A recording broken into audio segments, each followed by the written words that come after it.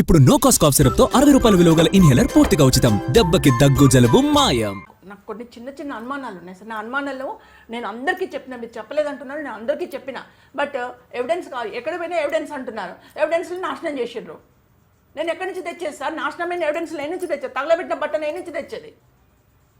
Post mortem report కాదు అంటున్నారు. ఇంకా ఒక డెత్లో ఏమేమి విట్నెస్లు ఉంటాయి మీరు చెప్పండి సార్. ఒక రేప్ అయిన మర్డర్ కేసులో ఏమేమి సాక్ష్యాలు ఉంటాయి?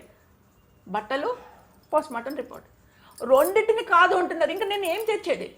నేను చెప్తూనే ఉన్నా అందరికి. మెడికల్ లీగల్ కింద డ్రెస్ తగలబెట్టిండ్రు, సాక్ష్యాన్ని మార్చేసిండ్రు అని చెప్తూనే ఉన్నా. అది లేదు, అది పోయింది. ఉన్నదాన్ని తీసుకోండి. పోస్ట్ మార్టం రిపోర్ట్ అంటే అది కాదు, ఆయన అనధికారికంగా అనౌన్స్ చేసిండు, దాన్ని తీయము. మీరు తయారు చేసింది మాత్రం కరెక్ట్. అధికారం వాళ్ళ చేతిలో ఉంది సార్. అధికారం వాళ్ళ చేతిలో ఉంది, డబ్బులు వాళ్ళ చేతిలో ఉన్నాయి, అన్ని వాళ్ళ చేతిలో. నేను ఒక కామన్ లేడీ, మధ్యతరగతి కుటుంబీకురాల్ని, ఒంటరి లేడీని. ఇక నన్ను ఎవరు పట్టించుకుంటారు సార్? మీరు చెప్పండి. ఎంత అన్యాయం అంటే అంత అన్యాయం సార్, దారుణం. చక్కోర పక్షులాగా తిరిగిన అరణ్య రోదన అయింది నాది. చెప్పి మీరు చెప్పలేదంటున్నా, నేను ప్రతి ఒక్కరికి చెప్పిన. సాక్ష్యం తీసుకురాపా అంటారు. ఏ నుంచి తెచ్చేది సార్ సాక్ష్యాన్ని? తగలబెట్టిన తర్వాత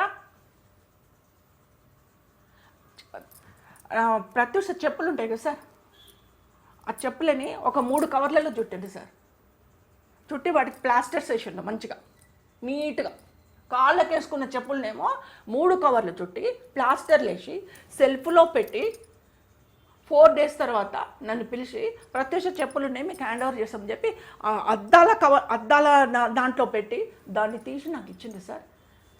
చెప్పులను మీరు ప్రిజర్వ్ చేస్తారు, నా బిడ్డ రింగ్ అంటారు, చెవులకు హ్యాంగింగ్స్ అంటారు, మెళ్ళో చైన్ అంటారు.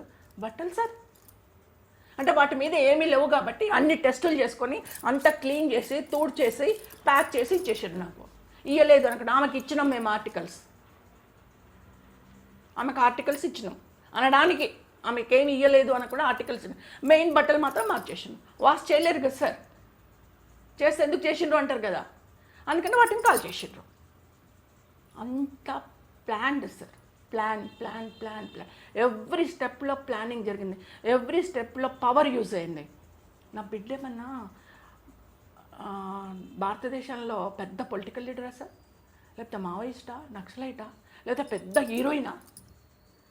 కామన్ ఫ్యామిలీ మాది, మిడిల్ క్లాస్ ఫ్యామిలీ, ఎవరితో సంబంధం లేకుండా మా బాధలు ఏదో మేము పడతామో, మా ఫ్యామిలీగా గెటాన్ అవుతామో అనుకోండి బతికేటోళ్ళము.